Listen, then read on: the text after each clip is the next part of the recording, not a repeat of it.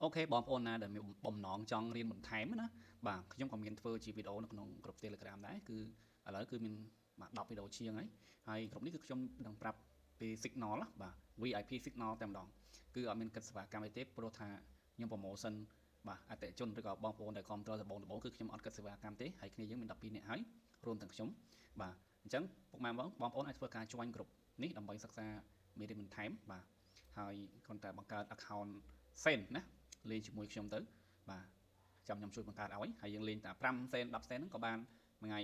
$10ឬក៏$15ដោយធូបណាអត់មានអីច្រើនទេបាទអូខេលេងល្មមអញ្ចឹងណាបាទបានមកកាហ្វេកាទៀវហ្នឹងទៅជំរាបសួរពុកម៉ែបងប្អូនទាំងអស់គ្នាបាទស្វាគមន៍មកកាន់វីដេអូថ្មីបាទខ្ញុំឃើញមានសន្ធឹកនៃការគ្រប់គ្រងគឺផ្ទុះខ្លាំងមែនទែននាពេលបច្ចុប្បន្នបាទកាលពីមុនខ្ញុំធ្វើតែ3វីដេអូហើយមានពុកម៉ែបងប្អូនយើងបានគ្រប់គ្រងជាច្រើនបាទអញ្ចឹងអានេះជាកម្លាំងចិត្តមួយដែលបន្តឲ្យខ្ញុំធ្វើវីដេអូថ្មីជូនអ្នកទាំងអស់គ្នាអញ្ចឹងពុកម៉ែបងប្អូនកុំភ្លេចណាកុំភ្លេចចុច like ចុច share ឬក៏ចុច subscribe ណាចុច subscribe ដើម្បីទទួលបាននៅវីដេអូមេរៀនបន្តមកទៀតបាទអញ្ចឹងនៅថ្ងៃនេះគឺខ្ញុំនិយាយតាក់ទងទៅនឹង Indicator 2ដែលខ្ញុំនិយមប្រើនៅពេលបច្ចុប្បន្នកាលពីមុនខ្ញុំប្រើ2ផ្សេងឥឡូវគឺខ្ញុំប្រើ2ផ្សេងបាទការប៉ុន្តែមិនផ្សេងប្រហែលទេគឺខ្ញុំថែមតែមួយទៀតទេIndicator Smart Money Concept SMC ហ្នឹងគឺខ្ញុំនៅតែប្រើដដែលទេគ្រាន់តែខ្ញុំឥឡូវខ្ញុំបដូរដាក់ជាមួយនឹង Indicator ថ្មីមួយទៀតណាពុកម៉ែបងប្អូនបាទគឺកម្មវិធីហ្នឹងគឺមាន six tag ឲ្យយើងងាយស្រួលក្នុងការឃើញកន្លែងណា break បាទកន្លែងណា break down ឬក៏ up trend អញ្ចឹង down trend up trend អញ្ចឹងណាបាទអូខេអញ្ចឹងនេះគឺជាបាទគេថា BTC ហ្នឹងហើយ BTC បាទ Bitcoin ព្រោះថាខ្ញុំថតនៅថ្ងៃអាទិត្យបាទអញ្ចឹងមានហាត់ដើរទេឥឡូវខ្ញុំបង្ហាញ BTC អ្នកទាំងអស់គ្នាឃើញតែម្ដងទៅបាទអញ្ចឹង Indicator Smart Money Concept ខ្ញុំសូមនិយាយបាទទី1គឺយើងឃើញថា Chain Oscillator ពណ៌ក្រហមបាទគឺវាលក្ខណៈថា down trend បាទគឺវាបានបង្ហាញថាយើងចោះ sell ប៉ុន្តែទោះបីយ៉ាងណាគឺវាបានចោះមកដល់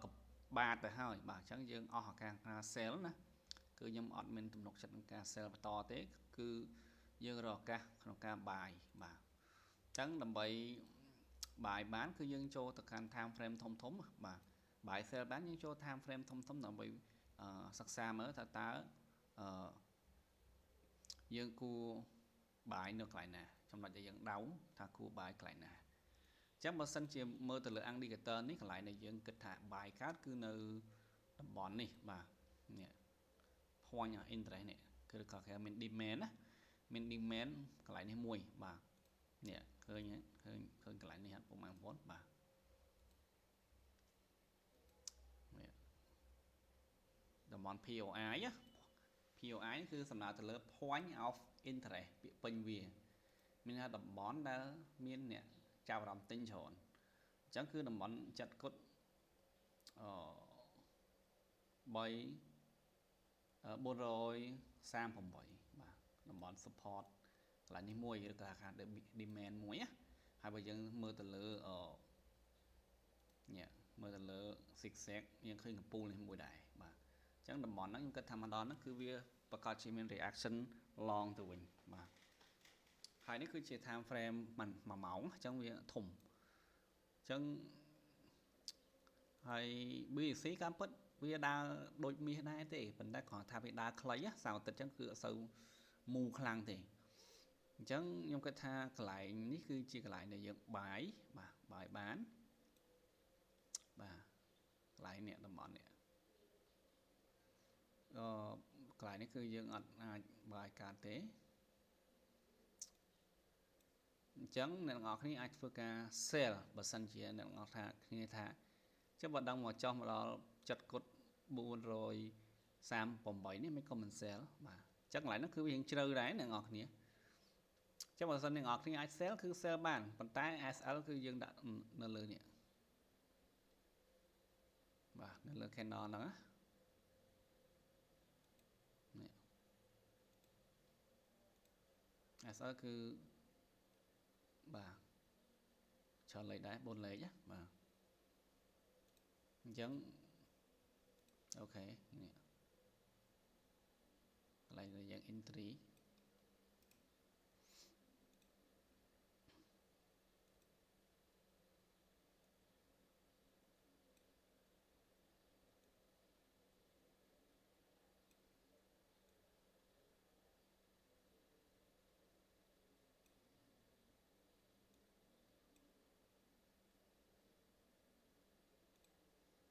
អូខេ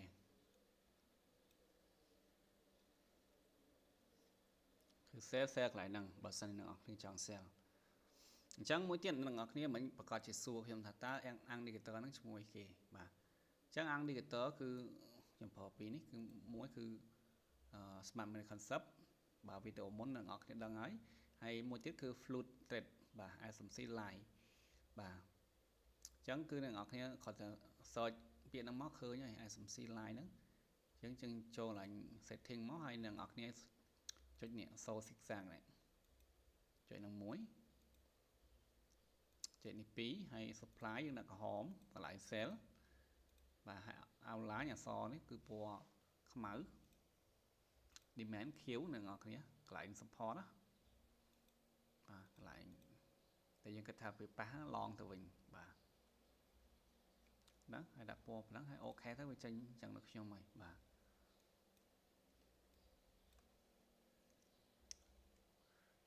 ចឹងអ្នកនរគ្នាអាច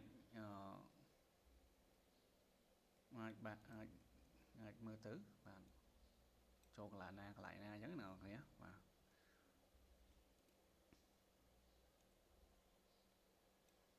ចឹងសង្ឃឹមទាំងអស់គ្នាយល់ហើយបើមានចម្ងល់អាច comment សួរបានណាហើយ link Telegram ខ្ញុំដាក់នៅក្នុង comment ខាងក្រោមបាទ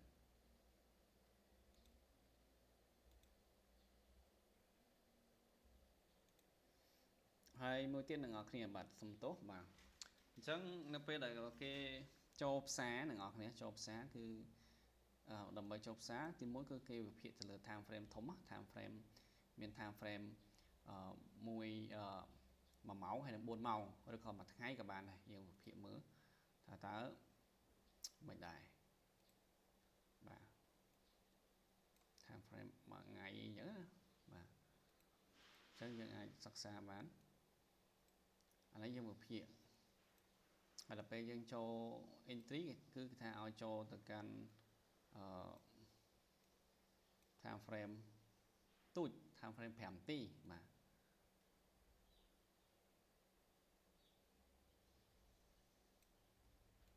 ប៉ុន្តែសម្រាប់ខ្ញុំអត់ទេបើវិភាគនៅ time frame 1ម៉ោងគឺចូល1ម៉ោងនឹងបណ្ដោយទៅខ្ញុំខ្ជិល switch ច្រើនដងបាទអូខេបាទអញ្ចឹងកុំភ្លេចណាកុំភ្លេចចុច like ចុច comment ហើយឆ្ងល់កន្លែងណាអាចសួរបានឬក៏អាច join ក្រុមខ្ញុំដើម្បីទទួលបាននៅវីដេអូមេរៀនបន្ថែមទៀតបាទហើយកុំភ្លេចបង្កើត account ជាមួយខ្ញុំនឹងមានគេហៅថា support មានការ support ជូនអ្នកទាំងអស់គ្នាមានប្រាប់អំពី signal បាទដែលសង្ឃឹមឈ្នះខ្ពស់ហើយយើងលេងជាសេនទេលេង5សេន10សេន20សេនអញ្ចឹងទៅបាទមួយថ្ងៃយើងយកតែ10ទៅ15ដុល្លារទេគោលដៅបាទហើយបើខ្ញុំចេះច្បាស់ជាងនេះទៀតគឺខ្ញុំយកតាមនឹងទៀតណាមួយថ្ងៃ30ដុល្លារទៅ50ដុល្លារអញ្ចឹងទៅបាទអរគុណច្រើនសម្រាប់ការគាំទ្រអរគុណច្រើន